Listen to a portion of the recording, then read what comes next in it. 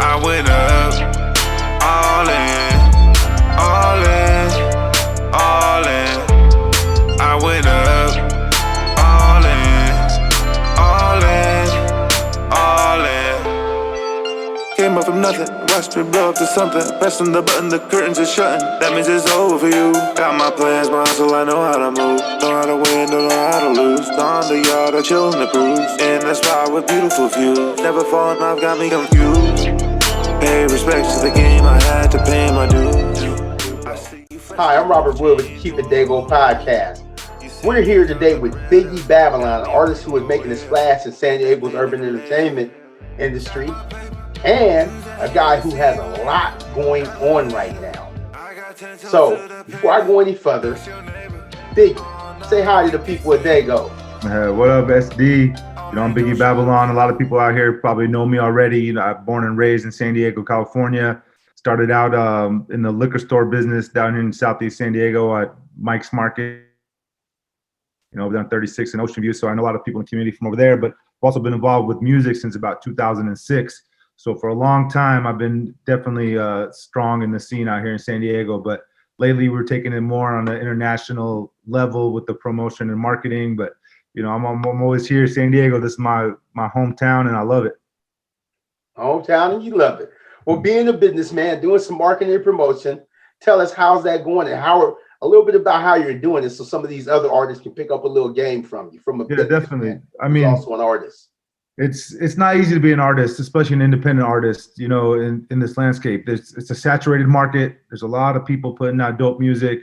But what separates an artist now from taking it to the next level is going to be that marketing and promo that you do for the music that you have and your brand. So, I mean, for me, I've been blessed to be able to learn over the years on what it really takes. When I first started out, I was like, I'm going to put out this great music and make some videos and put it out, and it's going to blow up. And years and years of trials and tribulations and getting consultants and learning from your own mistakes, you kind of get an idea of what it really takes. So finally, I figured it out, and I was like, all right, what do you need? And the main thing is you need a budget, So after I took my marketing plan and business plan, I said, okay, I don't have the budget necessary myself, so let me go try to find an investor or somebody, and pitch the idea to so many people. This was a couple of years ago, and never got anything. But in the meantime, I just kept putting out content, because you have to have that content to begin with, and you get better and better with it. And then things will fall in place. And now I have the opportunity to kind of invest in myself the way that needs to be done as an artist and as a label. Technically I'm my own label. It's more than just me being the artist. So I got a big promo team out of Canada. They do a lot of promo for all the Universal Music major artists. And they did the Tyga Taste campaign, which got like 5 billion streams for the guy. And they're handling my whole thing right now, all my social media, all my music video push, my publicity. They're getting me write-ups in all kinds of magazines. I mean, as you can see behind me, I've charted on Billboard right there. I got an iTunes plaque. And things are going really well with my new record called All In. So I'm really excited about what they're doing and how we're taking this brand and elevating it from just being a San Diego artist brand to global, and that's the plan. So basically, kind of scrambling it up a little bit. You have to have the aspiration. Yep. You have to have the budget. Yep. And you have to have the content. Those are kind of like, can I call those Biggie Babylon's ABCs? Pretty much. Aspiration, budget, content. You can. That definitely works. Yeah. So, and that's what it sounds like you did. It sounds like you had kind of like the aspiration to go ahead and start making the music first. And then you started creating your content, of course, second. It didn't go directly in that way. And now you put together the budget and you got this major marketing push going on. And tell us, what has that major marketing push meant to you, and what has it done for you so far? I mean, it pretty much solidified what I was doing, because the company that I'm working with, they don't just take on anybody. They're 90% of their business comes from major artists, major labels. And so when an independent artist comes through their doors, they have to vet it completely.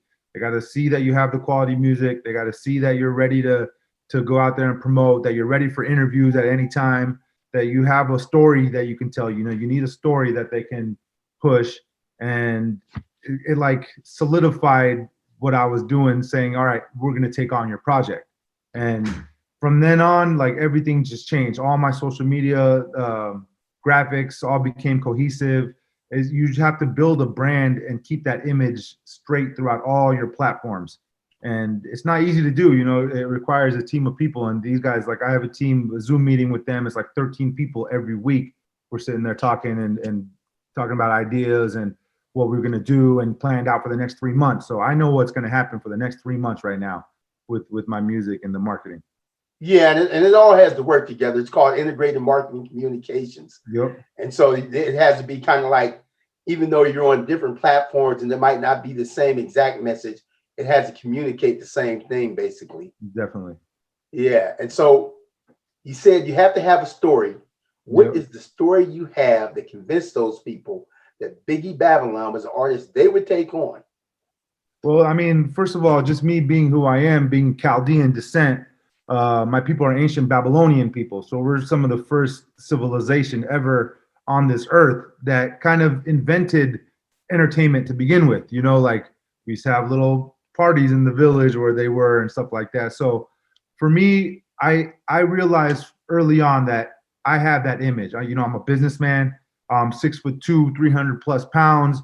I make a presence anytime I walk into a room, and I learned that from early on. I said, all right, I have the capability to become that person that I need to become, and then it all just kind of has to like blend together and work. And then you start working on the music, and you start getting better and better with the music, and it just kind of falls in place. So in what you're telling me right now about your story, I'm also hearing something about your name. Yep.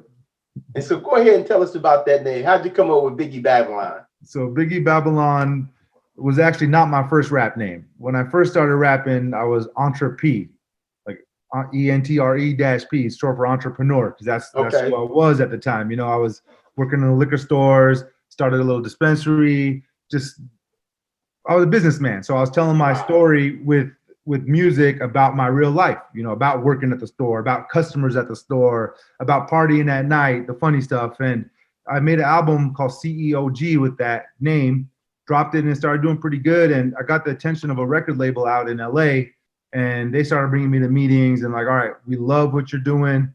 We love the name Entre P, but let's start thinking about it on a bigger level. So Entre P might be confusing to children or non-English speakers. And when they told me that, I was like, you know what, you're kind of right. It does. Like you have to kind of be smart to understand what the name means. So they're like, try to think of something a little more easier and catchy and something that people can remember. And then I thought about it hard. Biggie, I'm a big guy. People have been calling me Biggie ever since I was growing up. So that kind of wanted to be the name. And then I was like, you know what? Biggie Babylon. I gotta represent my people and where I'm from. So it just, once I wrote that name down, I looked at it and I said it a couple of times. I was like, that's it. Biggie Babylon is born. And from then on, it's been that. So from then on, it's been Biggie Babylon. Yep. And that's what you're going with. Yeah, absolutely. Okay, and it makes sense. It makes sense. When you give me the story behind it, it absolutely makes sense. Now, Biggie. Yep. You've been operating in San Diego's urban entertainment industry. First as an entrepreneur. Well, first as a kid growing up, you've been out here. Then as an entrepreneur, and now as an entrepreneur/artist. What is unique? Because I know you've been other places. What is unique about this entertainment industry?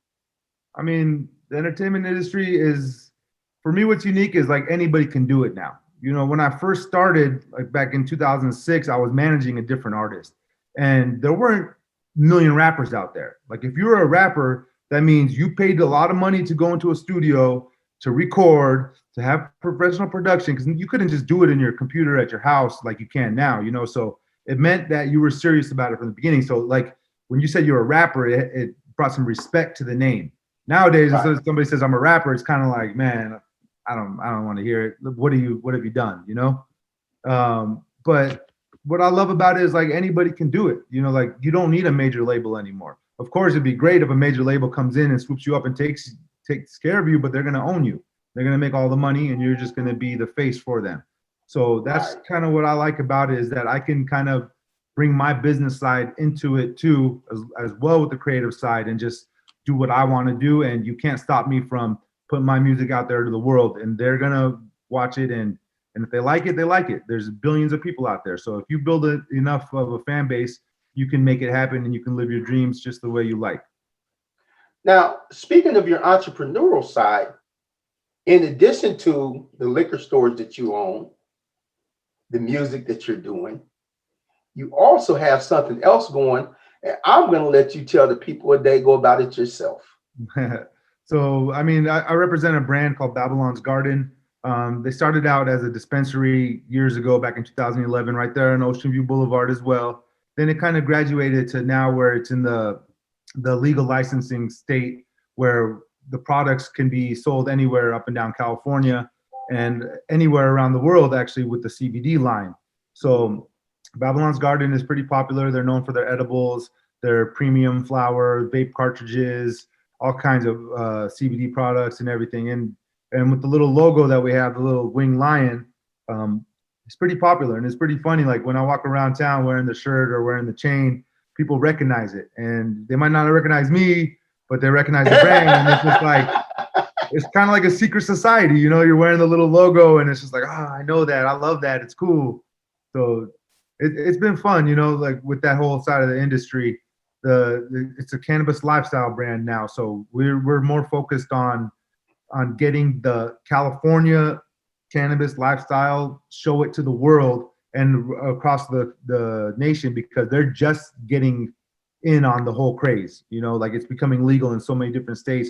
Seems like every day you turn on the news and it becomes legal in somewhere else. So Someplace else, yeah. I grew up with it. You know, like you're born into it as a native San Diegan Californian. So it's kind of like, all right, we're gonna show how we do it to you guys, and I feel like we can build that brand and make it one of the biggest brands in the world, kind of like how Burner did with his cookies. So basically, what's going on right now is you are building two brands at one time. Absolutely. But we kind of cross promote at the same time too. That's kind of how it works. Oh, cross promote, yeah, definitely, Yeah. definitely, and that's why we brung it up right now in this interview to let people know what else you had going on. Now, let's talk just a little bit about your music, and then we'll get to your other business thing. Okay. Because you have something else going on too that can help other artists, and I definitely don't want to leave that out of this. For sure. But let's just talk about your music. What inspires your music? You know, I mean, at first, my first music, like I was saying, I was telling my story of being an entrepreneur and whatnot, and try to motivate people, try to just show me, which, you know, people were, they wanted to be what we were living, you know, as businessmen. We'd go out and party at night and have fun, have all the girls and this and that. So people kind of wanted to hear about that. So we did that. You know, I've been fortunate to work with some really, really good producers, local ones out here, and even some other Grammy winning producers and whatnot. But the sound has changed over the years. Like I did the entrepreneur stuff about the liquor stores and whatnot. That was really cool. Had a cool like trap sound. Then I put out an album with my boy Josh Franks called Hip Hop and Dance, which kind of was half rap and half EDM style stuff that was going crazy around the world. Everybody was out there partying and going nuts. EDM was blowing up, and that got nominated for San Diego Music Award in 2018. And all right, it was that's cool. From now on, let's do something else. What's next? Then I did an album called The Green Print, which kind of, I was laying out not the blueprint, but the green print for people who are very interested in the whole cannabis industry and lifestyle. Right. That's kind of what people wanted to hear. Like that's what got me into the door in a lot of places with a lot of DJs and a lot of artists, is talking about my cannabis first. Then they met me, saw me, and showed them the music, and I was like, wow, the music is fire too. Like you got the whole package, you know. So that was pretty dope. So I was out promoting that album last year before the pandemic struck. You know, I was out in New York. I did a Midwest tour, did a West Coast promo run. I did a Florida run. And then pandemic started. Everything just came to a halt. You know, at that point, I didn't even really know if I was going to continue making music anymore, because we didn't know what's going to happen. I mean, are we even going to survive? Are we going to die right now from this COVID? Right, right. What's going to happen? I didn't even want to listen to music anymore for a little while. So all you cared about was hanging on to life itself. for real, I mean, I that's knew all. the feeling. For real. And you know, but after like 6 months into the pandemic, I was like, you know what? I've gone too far in this industry to just stop. You know, I love it. I still see my vision. I still see what I want to do. I was talking to my boy producer Tom Genius, and you know, kind of talking about my feelings about it. And he's like, all right, we have to do it again. We got to go all in this time. And that's when we kind of recorded that night a record called All In. Changed up the style a little bit, you know, started doing more of a little wavy type, not club music because there's no clubs open, there's no dance parties or stuff like that, but just more sit at home, ride around and smoke something too and enjoy some good music. And did the record All In, put it out, and it just started doing crazy numbers. You know, people, Lord Sear started playing it on Shade 45. DJ Ferris out in Chicago was playing on his FM radio station. DJ Fat Fingers on Dash Radio and on Shade 45. And it just all of a sudden radio DJs started putting it in their mixes all the time. And I'm starting getting these reports like it's working. And that's when I decided, you know, I got to make a music video for it. Now, really quickly, because I know that All In is doing some decent numbers too. Yeah. So what are the numbers like right now for All In? I mean, the music video I just checked earlier, it's over 165,000 views in 10 days. I would say 10 days. Wow, phenomenal. Yeah, it's really out there right now. The track itself hit number 2 globally on digital radio trackers charts for independent artists, who was hitting about 3 million people a week were listening to it. And I actually got on a compilation album that reached number 18 on Billboard and number 2 on iTunes. So hence the plaques they sent me right there. You know, yes, I love it. Just came in. I've even had a chance let to me hang ask you up something. How does this feel to you? Does it feel like, I mean, I know your music is a big part of this, but does it feel like you would be here without that big marketing push that you said is so necessary? Not to the level it is now, honestly. Not to the level it is now. And I just wanted to point that out for people who are artists who are aspiring to do big things and they're wondering what is the next level of growth for their career, how important your marketing campaign is in this. Yep. You have to always set aside more budget for marketing and promotion than you do for actually making the music. That's for sure. There's no way around it. I mean, maybe 1 out of 100 million people might like hit the lotto and have that one hit record that just gets spread organically and blows them up. But that's very, very, very almost impossible. Well, even before all the social media stuff happened, what would happen in the music industry is people would see somebody with talent. The A&R would see somebody with talent. He would bring them to the company and they say, okay, we're going to put a push behind them. And that marketing push is what would lift them up like that, correct? Yeah, absolutely. Developing, you know, a lot of labels don't do that anymore. They won't develop an artist anymore. They want you to develop yourself. And then when they see that you did a good job and you have the numbers right, and you have the followers and the streams and the views, then they're like, all right, this can make sense. We can make money with this guy. Let's put some money in and really take it to a global level. And that's the artists that really win. That's the ones that you see every day and hear on the radio every day. Well, even a lot of the artists who they say independent artists, right? Mm-hmm. Although they're independent artists, they might not hire a marketing company like you're doing but they're performing marketing activities constantly. Yeah, you can. In order to blow to the point where they blow. You can, definitely. You can advertise on social media, you know, promote your post on Instagram, do YouTube advertisements. There's ways to do it. Definitely ways to do it. But it's also hard to be an artist and stay creative and deal with that at the same time. So that's kind of where the label comes in. You can get companies to do label services and help you out. You know, you hire them and they do it. But it definitely requires a team of people to hit on all facets of everything that you need to do to make it work. So Biggie, would it be accurate to say that you recommend marketing as hard as you can afford to? Absolutely. You know, within your budget, market as hard as possible. I say if you got $1,000, spend 900 of it on marketing and 100 on making the record. Like okay. you know.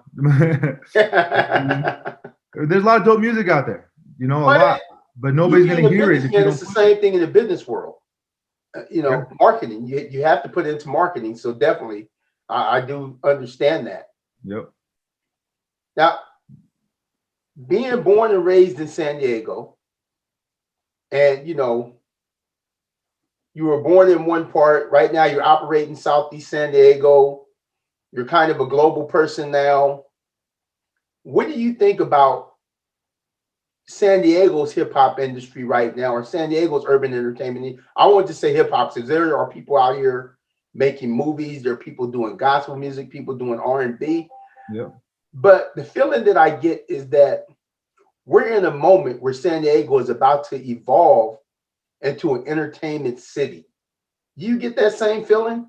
I do because there's so many people, and you know, for so many years I was like, all right, if you're dope in San Diego, that means you got to go to LA to really make it happen.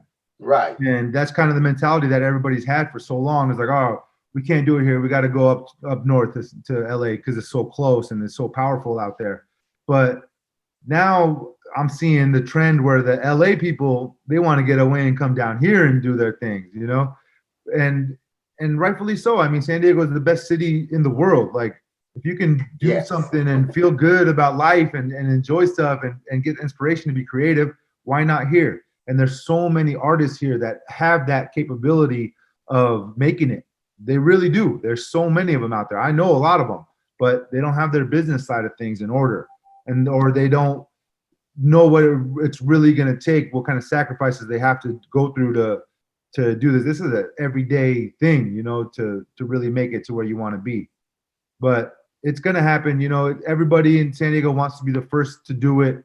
But like for me, I'm not trying to be that person. Whatever. If it happens and I become that person in San Diego, hey, hope I can lead and inspire you by example of what I'm doing. Not what I say I'm going to do.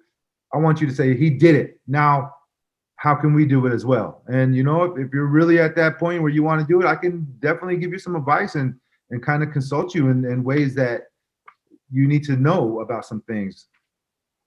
100%.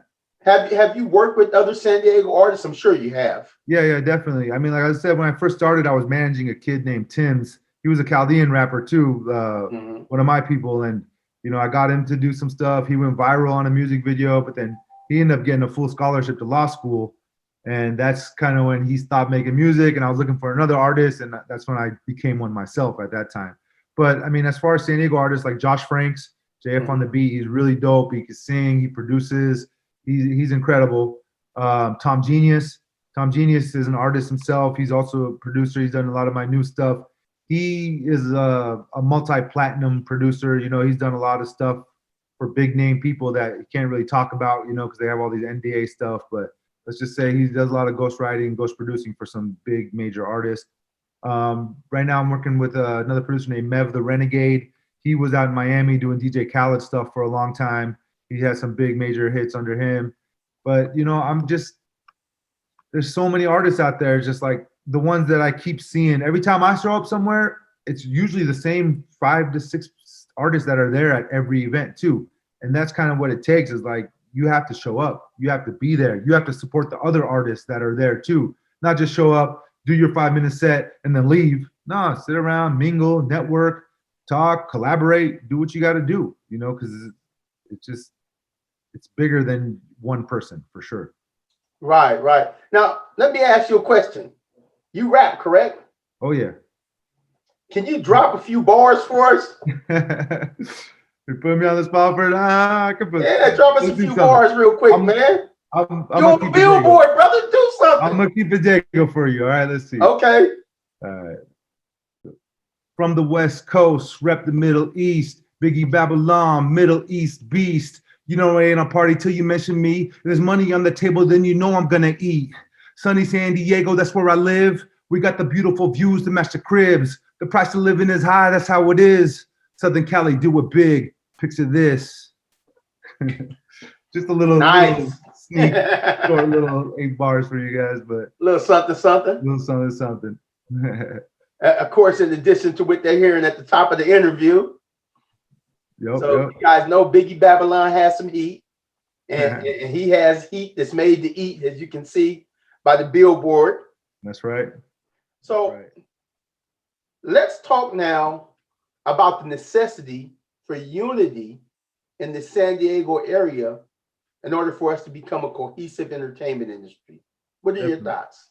I mean, San Diego is very diverse with a lot of different communities, different types of people and whatnot. But we're all unified as we're San Diegans, you know, like we're here for a reason. And I feel like for it to really work, as if we're doing a big city push, then people got to come together, man. Especially right now as things reopen. If there's little shows out there, go show up. You know, go buy a ticket and come to the show and be respectful. Don't leave all that gang banging stuff at home. Like, we don't need that as a city. That's not the image that the city wants to push out for San Diego. So if you're going to be repping San Diego, they want to see a different lifestyle. You know, like, you got to be you for sure, but kind of just have that in the back of your mind that San Diego is different than a lot of places. But you know, like, it's crazy because I've been to shows where bunch of local artists are performing and nobody comes to it. You know, then all of a sudden there's a show with an artist that has one song on the radio that nobody's ever heard of, whatever, sold out shows with the same people. And it's like, if you want San Diego to win, then you got to support the people that are here right now before they leave. And then you're like, oh, I remember when he used to be out here. But and I kind of agree with you because I feel like right now for San Diego, right now, post-pandemic, we're coming to the end of the pandemic. The pandemic situation is coming to a close as a whole. Yep. And I've heard so much good music and seen so much good entertainment content as far as movies and plays and just San Diego entertainment, period, that when we talk about San Diego's urban entertainment industry and we look at this moment right now in history, I believe this is our moment. And I think it's incumbent upon us not to blow it. Yep, I agree with that. Definitely, 100%. And I'll do my part to do what I can, you know, for San Diego. Like, I will always represent San Diego to the fullest anywhere I go. Any interview I do across the country, across the world, I talk about San Diego, my home. But then again, like, do not call me a San Diego rapper because that that kind of has a stigma to it, you know, these days. But we're trying to change that, and that's what I'm trying to do, is change that. Where so somebody says, "Oh, I'm a San Diego rapper," it gets respect that it deserves because we deserve the respect. And what is the stigma that's attached to it? That pretty much that you're not good enough to go to LA and do it, or you're trying to be the one that does it on your own by yourself. So good luck, go make it happen.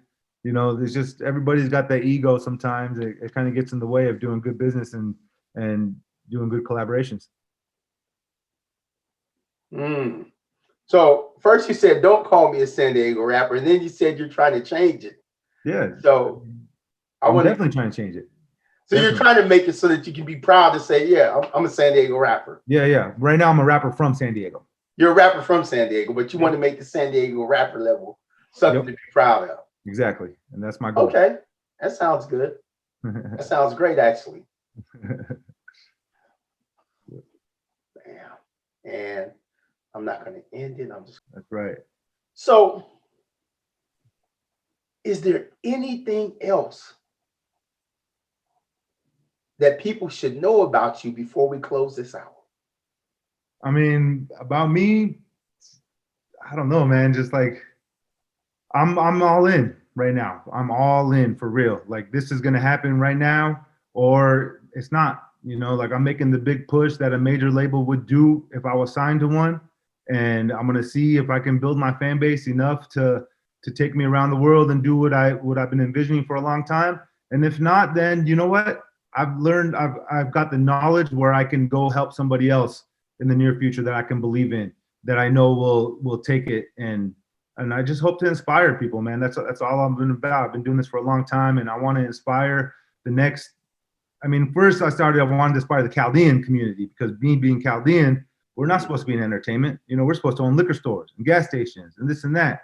But I don't want to be where my dad's been saying 50 years in one store. That's not what I want to do at all.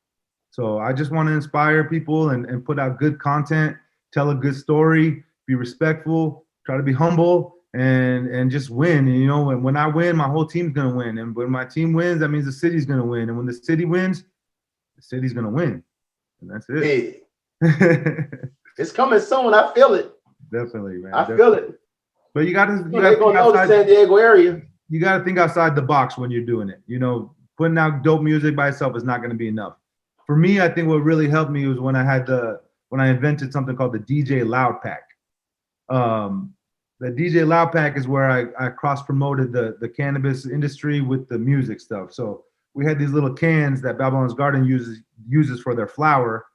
And I took the can, I labeled it outside with all my album cover or single cover of the song I'm pushing, put my pictures and social media links on the outside. And then you have to open the can. It's like a little tuna fish can type of thing. And once you open it up, pop it open, right away, you're like, wow, what's this? There's 2 pre-roll joints. There's a piece of edible. There's a little wristband thing for the brand. And there's a flash drive with my music on it. So I would give those to DJs. I would meet at conferences and places all across the country, and they were just blown away by it. Like, wow, like I've never seen anything like this, you know? So it was kind of, I mean, it's not a bribe, but it's kind of like, all right, DJ, if you're going to actually take a minute and listen to my music, go ahead and enjoy a little pre-roll on me, you know, and have fun with it. So the Loud Pack. It was crazy. It was crazy. But that's what, thinking outside the box, doing that got me interviews in places like Hot 97 with DJ Enough, with DJ Ski at Dash Radio. He blew his mind. I have it on video, him opening, and he just couldn't believe it. A senior executive at Interscope was like, bro, I've been around here for like 40 years. This is the most brilliant marketing thing I've ever seen an independent artist do. Congratulations, you know? And that's when I knew I had something and I can take it and get it bigger and bigger and just keep going. Okay. So you have a lot of innovation, a lot of entrepreneurship, and some hot bars. Oh yeah. No, He said, oh yeah, crazy, for sure. So to the people out there, please subscribe to my YouTube, Biggie Babylon. If you go on to BiggieBabylon.com, there's links everywhere. I'm the only one in the world with that name. Subscribe, check out the videos. We did that one with a crazy director named Damian Sandoval out of LA. He's got billions of streams on his videos. He's one of the biggest.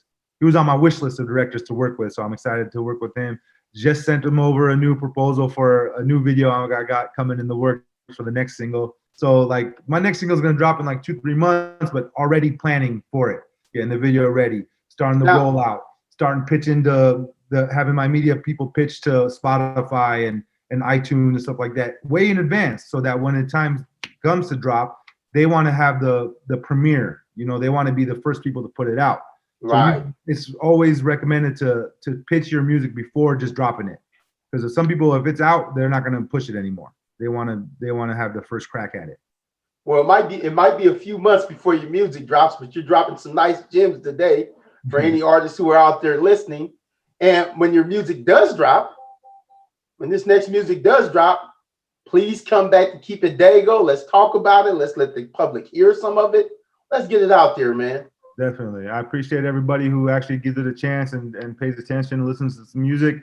You know, like, we definitely appreciate it, man. These artists, they are here putting their blood, sweat, and tears into this type of stuff, and you know, some acknowledgement really works. So pick somebody that you've been listening to, an independent artist, and send them a message. Tell them, hey, man, I'm really digging that song. I like it. Keep it up. You know, little things like that keep them going and keep them away from quitting, because nobody wants to quit.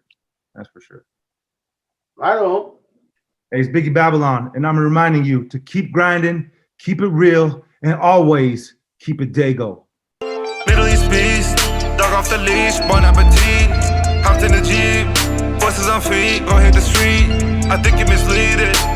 I wake up every morning, taste the bag, and I go and repeat it. Prices going up, my prices, and I bet you can't beat it. Won't be defeated. We some champions, dunk on them, and I bet we won. Can't forget, man.